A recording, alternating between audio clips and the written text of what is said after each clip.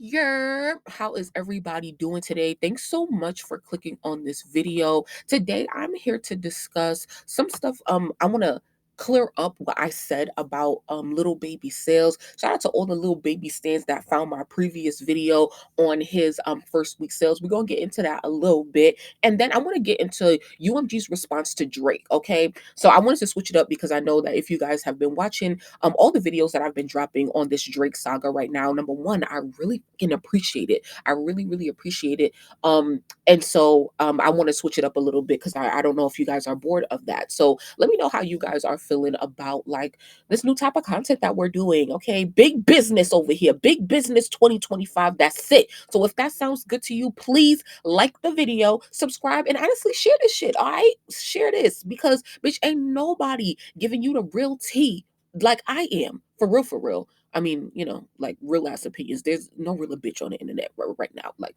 male, female, I don't even care. So anyway, let's get into the shit. Please like the video.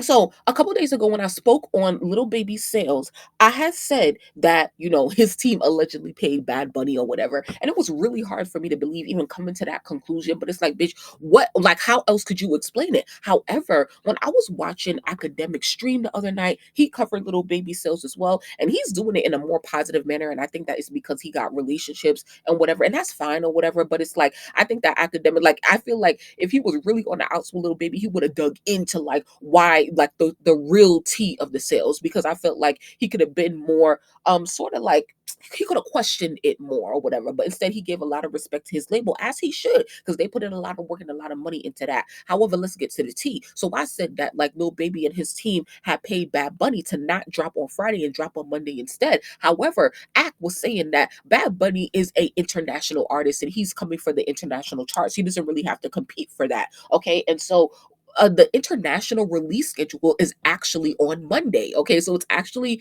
a very simple explanation as to why Bad Bunny, even though they came in the same tracking week, Bad Bunny took a couple more days to release his album. So it makes sense that he's going for the international charts, and so he secured his number one that way, and he got a number two in the US. And he doesn't really care honestly about US numbers that much. Obviously he could go number one here if he really wants to, but that's the explanation for that aspect of Little Baby's sales. Okay, so he got lucky that Bad Bunny is an international artist competing for number ones on the international chart, so you didn't have to compete with an American artist who really was coming for that number one. You still got lucky, Little Baby, and I'm not taking my foot off your neck at any time.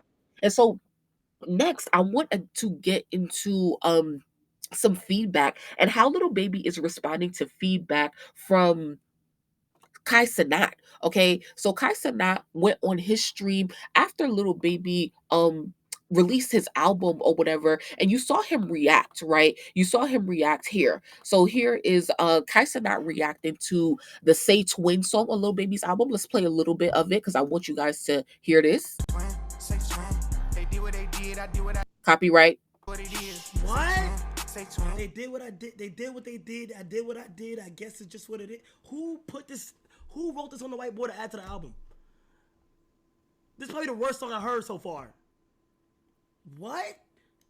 Yes, it is what it is. Say twin, say twin. They did what they did. I did what I did. I guess it is what. Say twin, say twin.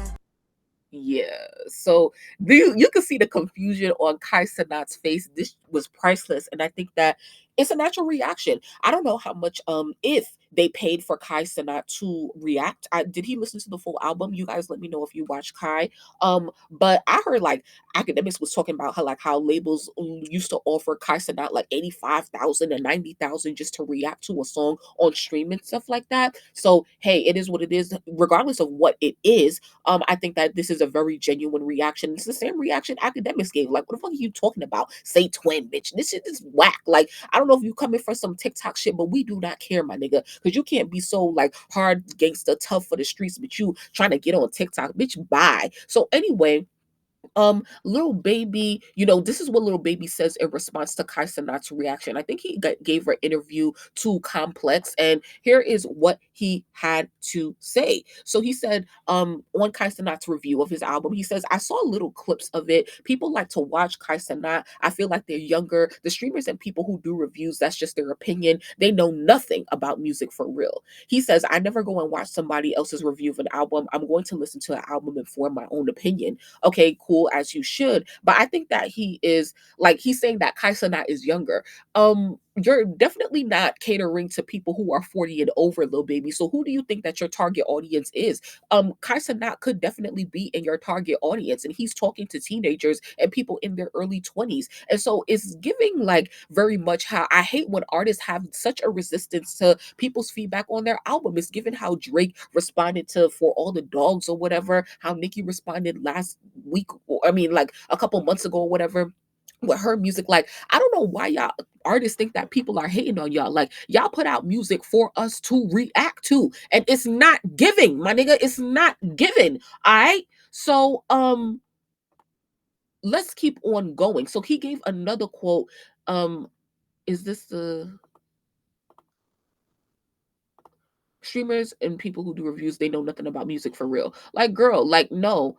Um they might not know the technical things of making music, but like once again, it's their opinion, and hundreds of thousands of people are going to them for their opinion. So I'm not really feeling Lil Baby's response. He seems very like just abrasive and not open, like you don't even have to talk about like you don't have to accept people's opinion, but just be like, okay, like that was his opinion or whatever. But don't try to play their opinion because they are not making music either. Okay. Because their opinion is leading the conversation. No shade. Okay. And everybody's opinion is the same. So that's why I'm so confused on why these artists be mad. Anyway, let's move on. So let's go to how UMG responded to Drake. Okay, so y'all already know what's going on. Check out my previous videos if you don't. Okay, so Universal responded to Drake and his federal defamation lawsuit. So it says, I'm gonna read the whole thing, and this is my first time reading it. So it says, not only are these claims untrue, but the notion that we would seek to harm the reputation of any artist, let alone Drake, is illogical. We have invested massively in his music, and our employees around the world have worked tirelessly for many years to help him achieve historic commercial and personal financial success. They added, throughout his career, Drake has intentionally and successfully used UMG to distribute his music and poetry to engage in conventionally outrageous back and forth rap battles to express his feelings about other artists. So they're saying, okay, so you intentionally and successfully use us to distribute his music. I mean, like, that's really a given. Like, I feel like this is unnecessary because who else is he supposed to use to distribute his music? Y'all distribute his music. The fuck? Like, that's, you're not saying nothing. Anyway, they say he now seeks to weaponize the legal process to silence an artist's creative expression and to seek damages from UMG for distributing that artist's music. And I kind of have to agree because it's like the fact that he even dropped the suit against UMG and Spotify, it's like you no longer care about like the artificial methods that were used to promote Not Like Us. Now you just care about the fact that it was successful, and you can't care about that too much because the song is just a hit whether you like it or not. Like, the song is a hit. And so anyway, they continue and say, we have not and do not engage in defamation against any individual. At the same time, we will vigorously defend this litigation to protect our people and our reputation, as well as any artist who might directly or indirectly become a frivolous litigation target for having done nothing than write a song.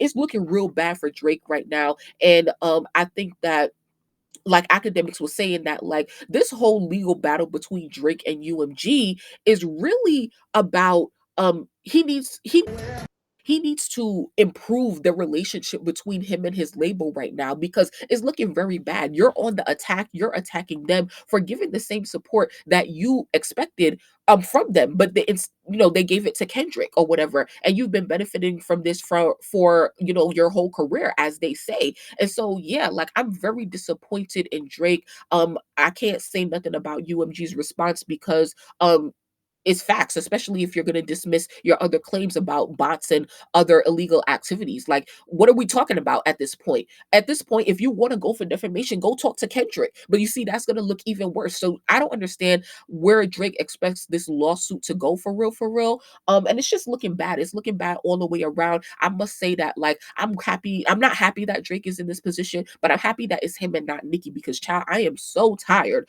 of going through, like, heartbreak for Nicki's career, because child, it's something about y'all young money artists that can't fucking move on from a rap battle.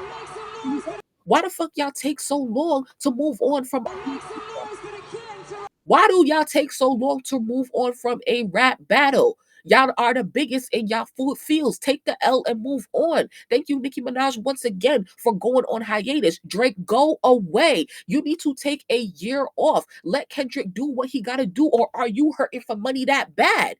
I heard somebody else say that, and it's like, you don't be thinking that, because you be thinking like these people are really worth so much money, but the way that they move it is telling you otherwise. But I could understand where it's like, yo, if they really trying to hurt my reputation by doing X, Y, and Z, my nigga, I want my money. I will want my money as well. But once again, you have to take that L. Now, here's the other argument that I don't necessarily agree with. People be like, oh, well, if you knew you was under time to negotiate, why did you engage in a rap battle? The fuck, if he didn't respond in the rap battle, y'all would have called him fake. Y'all would have called him corny. Y'all would have said that's not hip hop. How do you not respond? He had no choice. He was just in a fucked up situation overall. Sorry, I don't know what to tell you. And that's why you just gotta take your L and move on and hope. And if you just moved on, you would have still had your legacy intact. You would have still had the people. But Drake, you losing the people. And like Academics said, I don't know how much the people and their opinions on social media. Academics made an emphasis on what's happening on social media right now and why he feels that Drake needs to speak out. Because Academics, once again, I feel like he's caping for Drake and saying that, oh, his lawyers in the lawsuit and how they're making their claims is making Drake seem federable, like, oh, I'm mad just because this song went viral, right? And it is like that. But once again, your lawyer is expressing what you want them to express. And so my thing is, let's move on from that argument. It is what it is. It's written in black and white, but you should have never went down this route. You should have just kept moving. And I don't know what it is about these two that just can't keep moving. Okay? All right. Now, listen, I know I already done talked too much. So there's one more thing for all of the business people in here, just like one more thing. I saw this tweet and I didn't really get into it much. It says Drake might not have meant to, but revealing that Kendrick allegedly signed a short-term licensing deal with Interscope to test the waters before committing to a longer-term deal serves to spotlight Kendrick's sharp business move. So Kendrick is in an exclusive licensing deal via PG Lang with Interscope. Kendrick has always been on Interscope because he was with TDE, which had him signed to Interscope. Okay.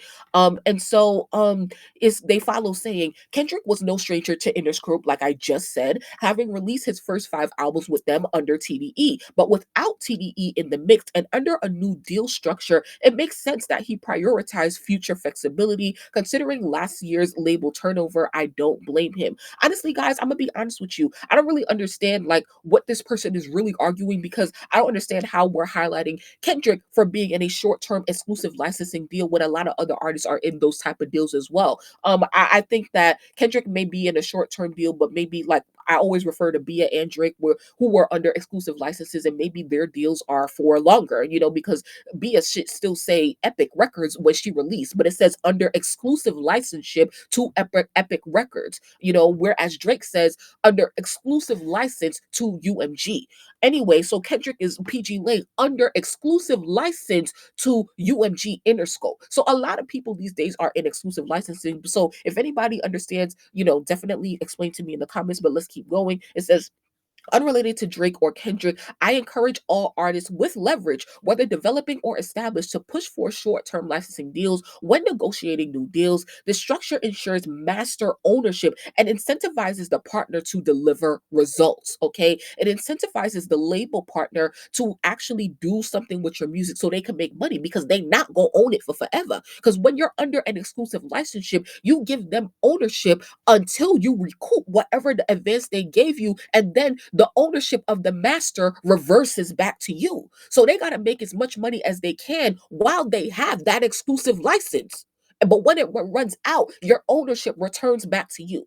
All right. So once again, so let me go through this. It says it also say they own all of Kendrick's back catalog. So IDK, if I say this is a savvy businessman, see, this is the same thought process that I'm coming from. But they responded saying when TDE took Kendrick to Interscope via Aftermath in 2012, he was buzzing but not unproven.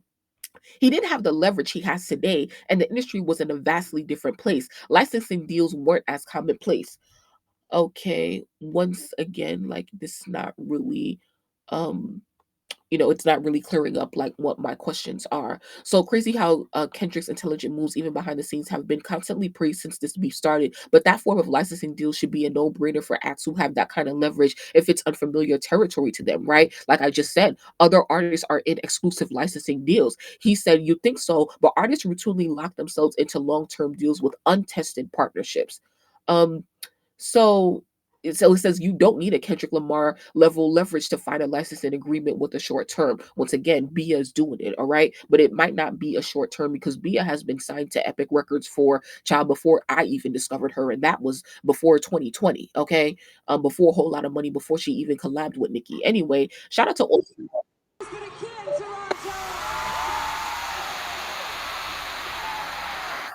child, like Nikki said, make some noise for the motherfucking king of Toronto. But my nigga, you gotta move differently. Y'all gotta move differently. Bitch, go away. I take a year off and then come back with the music and music only. Stop fucking talking, my nigga. Stop talking. All right. But you also need to figure out who you want to sit down with, Drake, and express yourself to, because we gonna need some interviews. Anyway, thank you guys so much. If you made it to this point in the video, I couldn't appreciate you more. And if you made it to the end, that means you must enjoy this conversation. So please definitely like the video and subscribe, become a part of the crew, because of course I got more tea coming. Peace.